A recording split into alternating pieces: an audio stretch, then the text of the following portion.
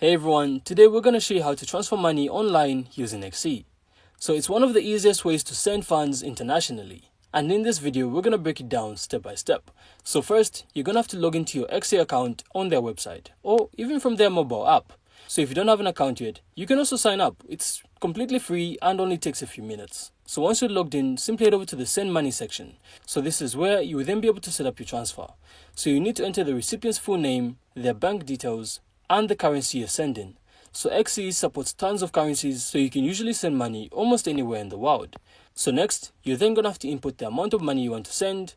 Then XE will then show you the exchange rate and any fees before you confirm, so you know exactly what the recipient will receive. And just remember guys, XE updates rates frequently, so it's really worth checking if the rate changes slightly to get the best value.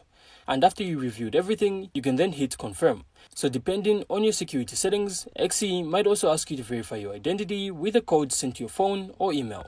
This keeps your transfer secure. So keep in mind as well, transfers usually take 1 to 3 business days, depending on the currency and the destination.